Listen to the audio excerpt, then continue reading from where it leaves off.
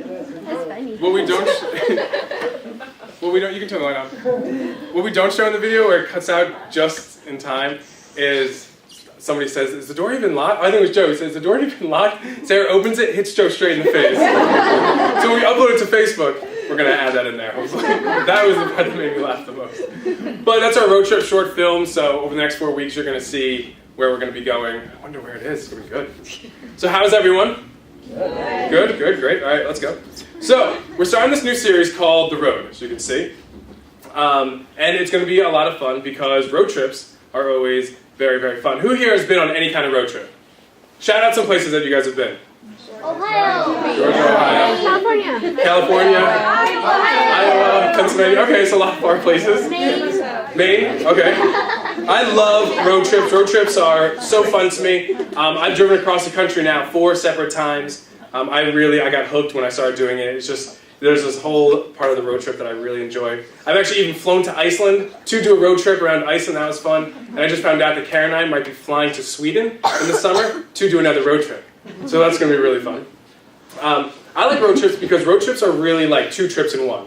Because you have the destination that you're going to, right? Like you have wherever you're going to end up. But then you have the whole journey there. And I love that because that's where I think the most fun happens. Even the planning of road trips are really, really fun to me. Like, I spend hours and days just like looking up all like the places that we're gonna stop, like what attractions we're gonna see, and then I'll look and see what like scenic overlooks that I'm not gonna stop at. Have you ever seen like a scenic overlook that doesn't include like water towers in the background? They're always terrible. But one time I did see one in Utah. I was in the Painted Desert, and it just sounded cool, so we stopped at that. So that's me looking over a ledge in Utah. You can see for like 20 miles. So that was the only one that I've ever seen. That was actually a good one. But as the planning gets closer to the trip, the excitement, it starts to build, and just knowing that I'm starting out on like this new adventure, even though I know it's only for like a short time, it's still always very exciting because you never know what's going to happen along the journey. You never know like who you're going to meet or like what you're going to discover about yourself, because you always learn like weird things like, oh, I hate the heat, or I'm weird and dirty bathroom. Like I don't like dirty bathrooms, stuff like that. Yeah. So this is what I found with road trips, that there's 2 types of road trippers. You have the one type of road tripper that's just nose to the wheel, I gotta get there. Like you better pack a sandwich because we're not stopping anywhere. Bathroom breaks are like strictly out of emergencies. Who is like that? Whose family is like that? Yeah. Where it's like you gotta break the land speed record to get there, some of them? Yeah, that's not my family at all. Like growing up, I used to hear friends be like, we made it to Florida in 17 hours. I'm like, it took us 3 days to get down there. Because my parents who are in the room, they're back there, they only drive in the daylight. We have to stop every single meal. And Dad has this mentality that he uses, is that you have to enjoy the getting there too. It's not just a rush, it's not like a race to get there. You have to enjoy it along the way, and I've always loved that. So in road trips, Karen and I have been on many now together, and we have 2 road trip rules. The first one is no franchises. So while we're driving, if we want to stop and eat, we can't stop at like McDonald's or Dunkin' Donuts. And then we always battle like, is Cracker Barrel really a franchise? Because it's not really around here, but can you stop at it? So that's one. And then the other one is we always have to stop at the world's largest or the world's oldest, whatever. Like you ever see those signs for like, come see the world's largest cowboy? And we're like, all right, I want to see the world's largest cowboy. Yeah, there it is. So there's me, Kara, and Chris, and we went to see the world's largest cowboy, because you're thinking like, when am I going to get a chance to see the world's largest cowboy? Then we drove one more state and we found another world's largest cowboy. This one's in Nevada, or Nevada. I just learned, Calvin, which one is it? It's Nevada. Nevada, okay, so it's Nevada, I just learned that. But when you're with the right people, road trips are so much fun. I like doing road trips with Kara, my sister, because she's always up for like a car games, or like, she says like, hey, sing a song about the things that you see. So then we spend the time like making up songs and all this weird. I also really like traveling with Kara because she gets really cranky when she doesn't eat. So we have to stop a lot. Like I like that. I've also traveled with Nate a whole bunch. We've traveled up to Canada now, like 5 times? That's a long trip. I know some of you guys have been with us going up to Canada. Most of you guys sleep. While Nate drives and I try and talk to him. But it's fun because you just get hours alone with someone and you get to talk about life and God. And then road trips are great because if you're talking about something serious, you don't have to look at the person. Like both of you are just staring straight ahead and you're like, so there's this girl, but you don't want to look at them, so it's like, it works out really well. And then I've been on road trips with my buddy Todd, which a lot of you guys know, and we've stopped and played disc golf at all kind of places, all kind of state parks, and we've stopped at baseball stadiums. So we like making all these like really fun memories along the way. I think that's when you find out the most like about yourself. Because like when you're on a plane, planes are great because they're efficient and you can like just get there. I don't like flying all that much anyway. I get a little nervous. But that's one of the reasons I also like road trips. Have you ever been, at this point, it doesn't have to be on a road trip, but sometimes maybe like when you're at a friend's house and you're just so tired that everything's funny. And it's like, I love those moments. Like that's when you know a road trip is going like really well. When it's like, this thing's not even funny and you're just like, I know, and you're like crying laughter. I remember we were driving through Kansas. And if you guys have been to Kansas, you know, it's brutal. But Kansas is a great place to drive through. But we were going through there and all of a sudden the GPS comes on and says, prepare to turn right in 530 miles. All right, GPS, I'm ready.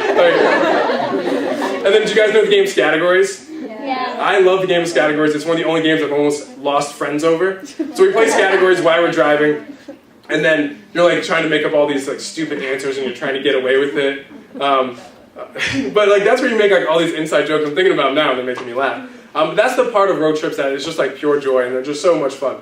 So for this series, The Road, we're going to be talking about our lives as road trips. Like where are you going, or what are you doing along the way? Because you're all going somewhere, right? Like our lives are leading somewhere. So let's try and figure out what direction that we're all heading. Sound good? Yeah. Great, let's go. All right, so life is about the journey, not the destination. It's our little tagline. So turn to your neighbor and say, life is about the journey. Go ahead, do it. Now turn to the other neighbor and say, it's not about the destination. It's not about the destination. Okay, now turn back to the first person and say, it's about the journey. It's about the journey. Now turn to the other person and say, how long is he going to do this? So the Christian faith, which we're trying to pursue, unfortunately it isn't like the destination type deal. It's not like that once you decide to be a follower of Jesus that you've arrived, you know, like that it's over right then. Is it important, that moment? Yes, it's the most important moment of your life, for real. But it's not over then. Some people will say like, oh, well, I've arrived, now I can just do whatever I want, you know? But no, it doesn't stop there. You've changed your journey, like, towards Jesus, but it doesn't mean that the journey has stopped. Like, you haven't arrived at that point. So that's what we're talking about. And, like, now you have to decide, like, what are the right roads to take there, or, like, what are the things you have to do? And it's going to be different for every single person, but like other people have like different terrains that you're going to be going over, right? We'll talk about that a little bit. So for those of you that, actually let me ask the leaders, because most of you guys can't drive yet. When you guys are going on a road trip, what's one of the things that you have to have? Snacks. Yeah. Snacks, okay, gas, yeah, those are all obvious. Phone. Okay, Joe? Water. GPS. No, my mom got it. GPS. There we go, Mom. Dad calls, when we first got a GPS, Dad thought it was amazing. He used to call it his second wife because there was someone else that would tell him what to do that he'd have to listen to it. I thought that was really funny. But yes, GPS. Do you guys know that do you guys know the rapper Snoop Dogg? Who's now Snoop Lion? Did you know that? He changed his name. He's like reggae now. He's Snoop Lion. Just learn that. But there's an app where you can get it for Snoop Dogg where he'll tell you the directions. Like, it'll be his voice. For real. He'll be like, you need to make a rizzle. That's a right for those of people in the room. But before GPSs, there was these things called maps. Do you guys, you know what maps are, right? Obviously, like you see them in your school wall. They're like Google Maps, but you have to unfold them. And there's no blue dot, so you always have to like guess where you're at. Yeah, life used to be very hard. But whenever we're on a road trip, we always bring some sort of like direction-giving device, right? Because otherwise, there's a really good chance that we're going to get lost. Like Karen and I drove to Los Angeles, and we took like these weird routes and all. But it's like, there was no way that we were getting there. You can't just be like, all right, we're going to head west. Like, you need to have some sort of direction-giving device, right? So, on driving trips, right, it's your GPS. With your life road trip, what do you think that direction-giving device is? Bible. Yeah. It wasn't a trick question. I was hoping everyone knew it. Yeah. It's the Bible. So, if you have your Bibles, open them up. We're going to Jeremiah 29:11. There's some Bibles there. If you have your app, if you have your phone app or whatever, take it out. You don't have to feel weird that you have your phone out. You can have your phone out. You can also have your phone out if you want to take notes or whatever. A lot of things I'm saying are very profound, so you probably want to read it. No, I'm just kidding. Yeah. So we're going to Jeremiah 29:11. The bookmarks are over there. But we're going in the story of Jeremiah. The people there, the Jewish people, in their life journey. Right now, they're at a point where they're in captivity. But they're like in exile from their homeland, in captivity under this king Nebuchadnezzar. And there was a point in their life where they were super confused and they were scared and they were displaced from their homeland. So they didn't know what was going on and they were very, very fearful. So Jeremiah 29:11. Follow along with me. Well, it's also on the screen. For I know the plans I have for you, declares the Lord. Plans to prosper and not to harm you. Plans to give you a hope and a future. Then you will call upon me and come to me and pray to me, and I will listen to you. You will seek me and find me when you seek me with all your heart. So there's all these people coming up to Jeremiah and just being completely negative and saying, listen, you're going to be stuck in captivity forever. This is it. Like, you better get used to being under this king because this is where you're going to be forever. But God said to Jeremiah, you don't have to know exactly where your journey is going. All you have to know is that journey that you're heading on is pointed towards me. I know what I'm doing. I'm the Lord. I know what I'm doing. Just have trust in me and point towards me and you're going to be okay. And I know people take the Bible out of context all the time, but this even though this was written a long time ago, it's still very applicable today. And you can take that exact same mentality and say, Lord, listen, I don't know where I'm going, but I trust you. So let's go.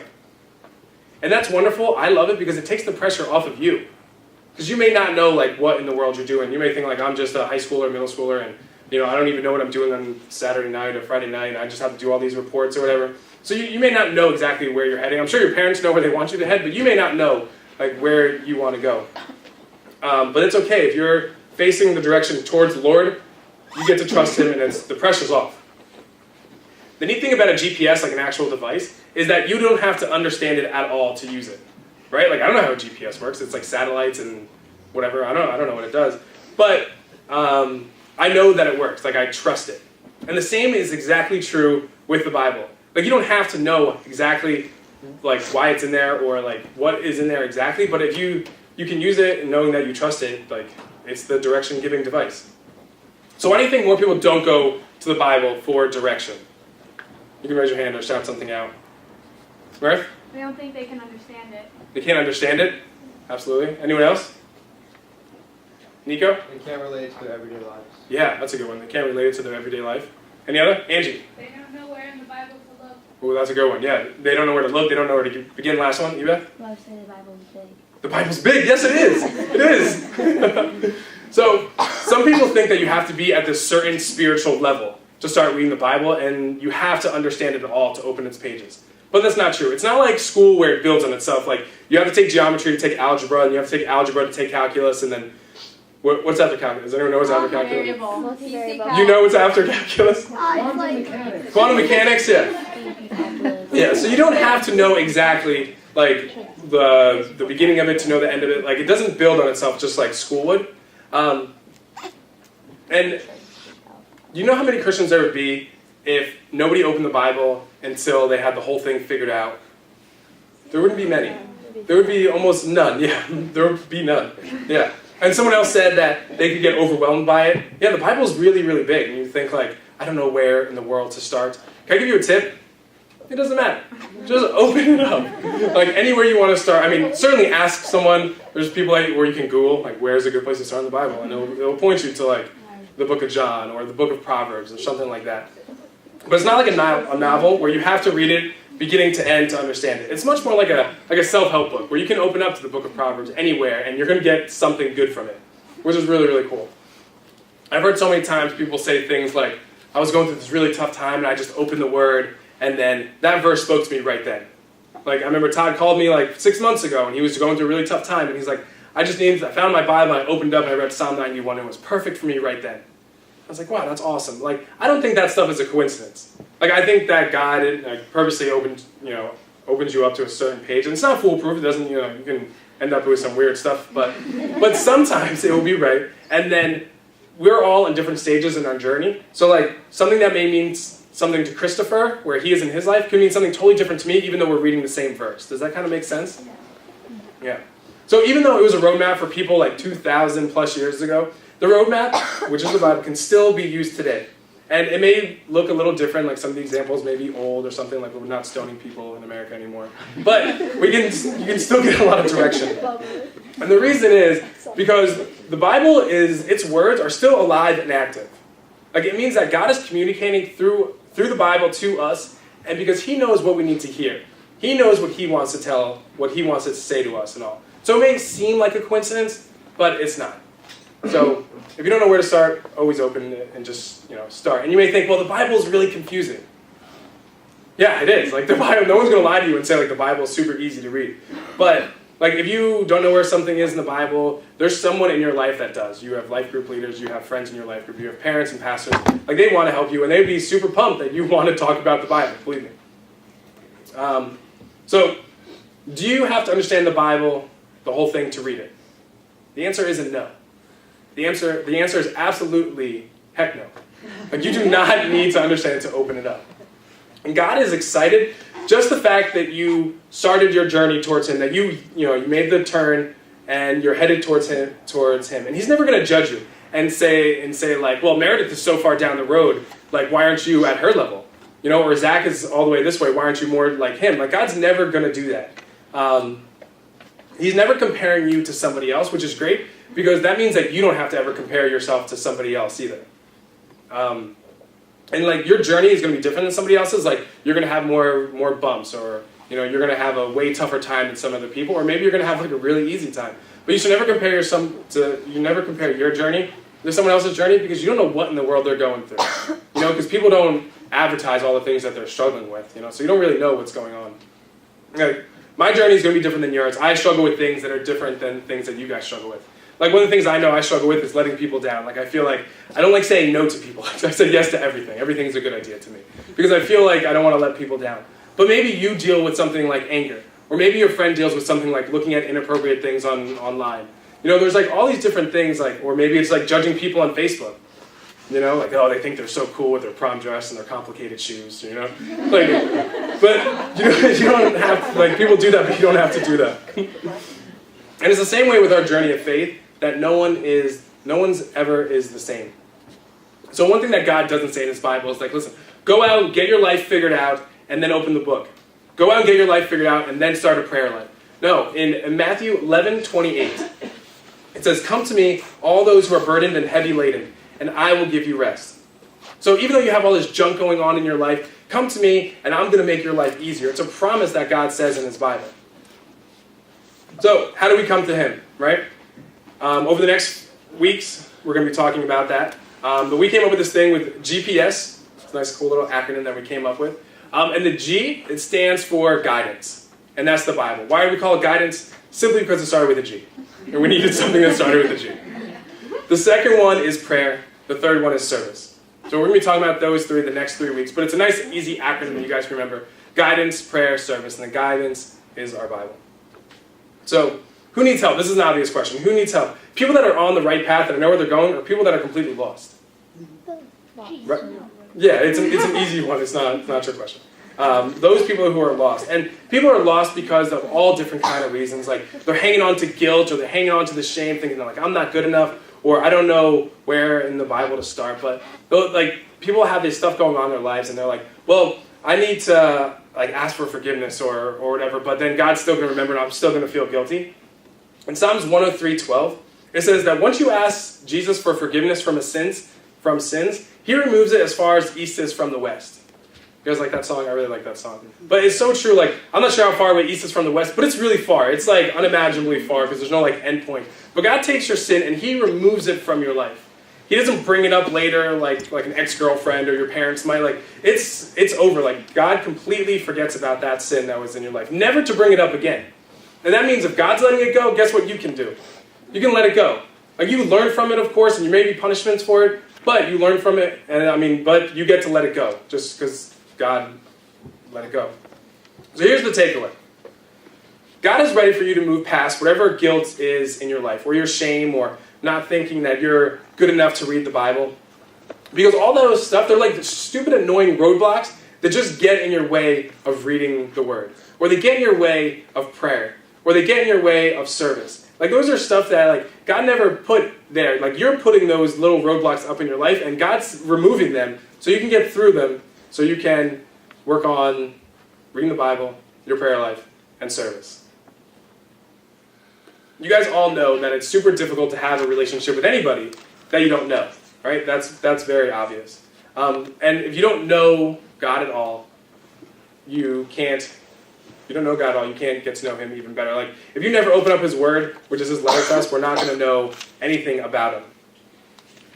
And we understand that you don't know exactly where to start, and we want to help you out with that. So over the next 4 weeks, we're going to be doing something a little bit different. We have these cool little flyers, these take-homes, and on the back we have a memory verse. And we want you guys to look at this throughout the week, and we want you to put it to memory. It's very, very easy. It will take you 20 minutes if you really do it. And then each week what we're going to do, each day throughout the week, we're going to post the verse again, and then we're going to put something about that verse. So it's going to be on Facebook also, so it'll be very easy for you to like it. It's not going to be longer than like a status, so it's something easy. But for those of you who don't have Facebook, or you guys like more like tangible things, we have these for you too. So definitely grab one of these. Your life group leaders will have them. But it's something that you can do outside of Elevate to kind of keep getting in the Word. And after these 4 weeks, you're going to understand this just a little bit more. And that is what it is to reflect on Scripture. All we want you guys to do is take a memory verse and to read it over and over. Because after that, there's verses in the Bible that talks about taking verses and hide it in your heart. And that's cool because once it's hidden in your heart, you have it. Like you can then pull out memory verses and be like, okay, well, God says this. And he says, well, he's going to protect me. He's not going to forsake me. You have all these verses that you can take out once they're memorized. And that's what it means to hide it in your heart. So our goal for this journey, this road trip series, is to get you, whatever path that you're on, to get it pointed towards Jesus.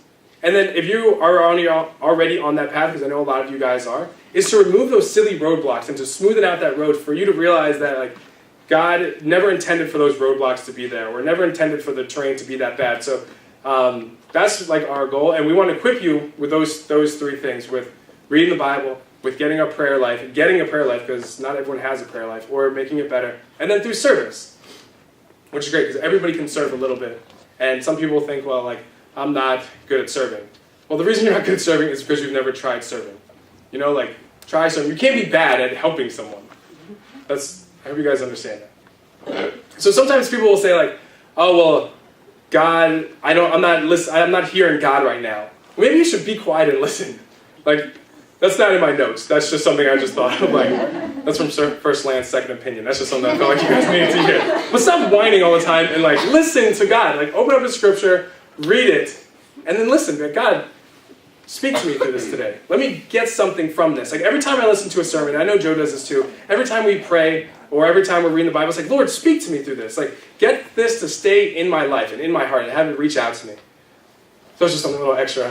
But anyway, the last thing is this. Again, it's about the journey. Say it with me. The whole thing, ready? It's about the journey. It's not the destination. Now turn. No, I'm just kidding. Don't turn. But listen, our journeys are all going to be different from each other's. Our journeys are going to be messy and they're going to be weird, but they're going to be a lot of fun. And I promise you, your life journey is going to be worth it. This is my dramatic pause, like at the end. All right. So you guys pray with me. Wonderful. Lord, you are so good. Thank you so much for every single person in this room. Thank you for Elevate, that we can come here and just be ourselves and have some fun and learn about you. And Lord, if there's things in these kids' lives that are keeping them from exploring you and learning more about you, Lord, remove those things, get them out of their lives, and let them realize that they're putting it up, Lord. It's not you, Lord. And anything that they can do to get closer to you, put that idea in their head this week, Lord. And with these memory verses, just get us to keep looking at them throughout this week, Lord. And thank you for being so good to us and bring us back here to Elevate or to church or some church next week, Lord. In your name we pray. Amen. So we're going to get into our life groups, and your life group leaders are going to give you these. So make sure you don't leave without one of these. All right. Thanks, guys. Love you.